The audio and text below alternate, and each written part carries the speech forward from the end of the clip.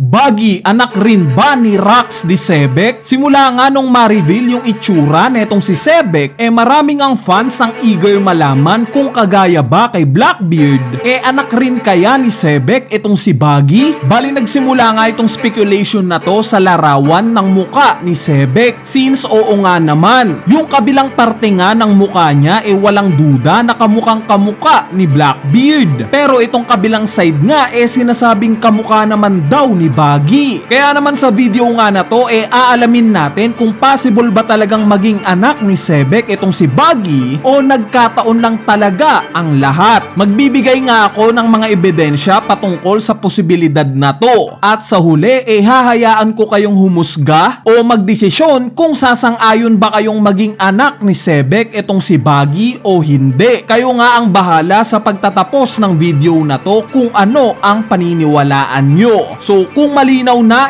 game umpisahan na natin itong topic natin.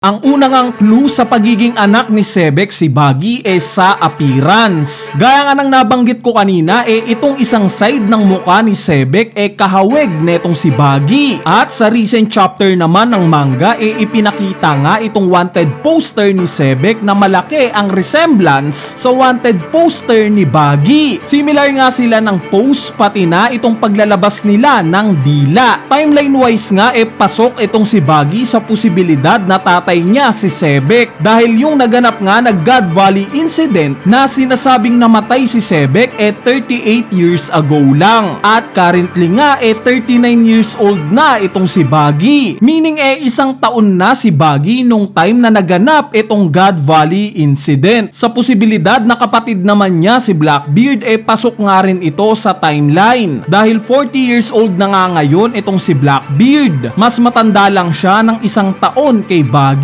Ang isa pang ang ebidensya na possible ngang anak ni Rox si Buggy itong pirate crew nila. Nalaman nga natin during Wano arc na binuo ni Sebek ang pinakamalakas na pirate crew sa history, which is yung Rox Pirates. Nasabi nga natin na ito ang pinakamalakas dahil yung ilan nga sa mga emperors naging miyembro na itong Rox Pirates. Sa part naman ni Buggy mukhang nasa trajectory na nga rin siya ng ganitong kalakas na pirate crew. Dahil currently nga miyembro niya itong pinakamalakas na swordsman sa mundo na si Mihawk at itong former warlord na si Crocodile. Kung magkatotoo nga na yung ilan pa sa mga dating miyembro ng Seven Warlords ma-recruit na itong Cross Guild gaya nila Gecko Moria, Boa Hancock at even si Doflamingo malamang natataas talaga ang tsansa na similar kay Sebek makakabuo rin itong si Buggy ng sarili niyang pinakamalakas na pirate crew. Speaking of pirate crew alam naman nating lahat yung original na pirate crew na itong si Buggy. Ito nga yung Buggy Pirates. Kung mapapansin nyo guys sa pirate crew nga na to ni Buggy parang nagbibigay na ng foreshadowing si Oda sa pagiging mag-ama nila Buggy at Sebek dahil miyembro nga ni Buggy sa pirate crew na to si Richie na isang lion, which is alam naman nating ito ang epithet ni Shiki, Golden Lion Shiki. Nandyan nga rin si Moji na sinasabing Beast Tamer, which is reference nga ito sa epithet ni Kaido bilang King of the Beast. Si Alvida naman na mataba at kayang maging payat obviously na may resemblance kay Big Mom. Hindi kaya ito yung foreshadowing na binitaw ni Oda sa mga early days ng One Piece na totoo ngang anak ni Sebek si Buggy? Sa part naman ng kagustuhang maging hari ng mundo ni Sebek during Marineford War nga nakitaan na rin natin ng ganitong desire si Buggy dahil ipinakita ngang iniisip niya o ini-imagine niya na isang araw pwede siyang maging hari ng mundo. Nabanggit nga niya yan sa Marineford War. Sa part naman ng ilong ni Buggy pwede ngang sinuggest mismo ni Roger na lagyan niya ito ng similar sa isang clown since kung mamukhaan nga siya ng world government at marine ma-realize nilang kamukha siya ng tatay niyang si Rax, panigurado papatayin siya kaagad ng mga ito. Ang sumunod naman nating ebidensya itong nangyari sa chapter 434. Sa moment nga na to sumampa si Shanks sa barko ni Whitebeard at coincidentally nga ang nagmarka na miyembro ng Roger Pirates para kay Whitebeard itong si Buggy. Since hinanap nga niya ito kay Shanks, hindi kaya hinanap ni Whitebeard si Buggy, interesado siya sa kung ano na bang kalagayan ng anak ng dati niyang captain na si Sebek. So kung magkatotoo nga na anak talaga ni Rax D. Sebek si Buggy, nakakatuwa nga na both itong sila Whitebeard at Roger may miyembro na anak ni Rax D. Sebek, si Blackbeard sa side ni Whitebeard at si Buggy sa side naman ng Roger Pirates. Bali recently nga nakatanggap ako ng PM sa Facebook page natin galing sa inyo. Sinesend nyo nga yung patungkol sa translation ng Sebek in Viet language Buggy, which is sobrang nakaka-amuse nga ito dahil kilala naman natin si Oda. Mahilig nga siyang mag-wordplay ng kung ano-anong salita at tiniturn niya ito into foreshadowing o hint para sa isang karakter.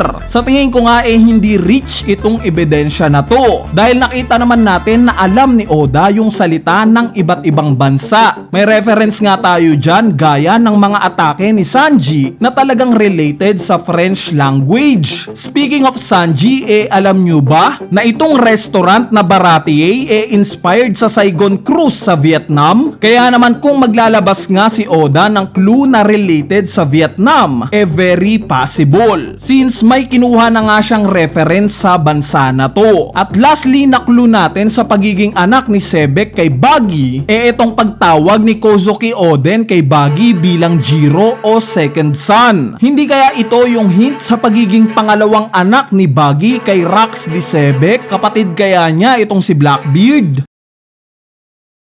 Anyway, kung iisipin nyo nga yung tatlo sa mga current emperor ngayon iconic characters yung mga tatay nila sa kwento ng One Piece. Si Luffy nga alam naman natin na ang tatay niya itong si Monkey D. Dragon. Anak nga ito ni Garp at leader ng Revolutionary Army. Itong si Blackbeard naman kaka-reveal lang na yung ama niya itong si Rax D. Sebek na arguably na pinakamalakas na pirata during sa era niya. Possible ngang mas malakas pa to kesa kay Roger. At itong si Shanks na sinasabing isang Figarland ang ama naman niya yung leader ng mga Holy Knights na si Figarland Garling. At recently lang na ni-reveal na miyembro na rin ng 5 Elders. So technically Gorosei na itong ama ni Shanks. Kaya naman kung it turns out na totoo nga na anak talaga ni Sebek si Buggy, siya nga ang kukumpleto sa listahan na to na yung mga current emperors may mga tatay na talaga nga namang napakalalakas. Bali para sa inyo ba? Sa mga ipinakita kong ebidensya patungkol sa posibilidad na maging anak rin ni Sebek si Buggy, agree ba kayo dito? Sang-ayon ba kayong pwede ring maging anak ni Sebek si Buggy? Kung may thoughts o idea nga kayo patungkol sa topic natin na to,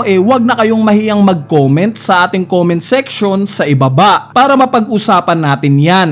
So yun lang, peace!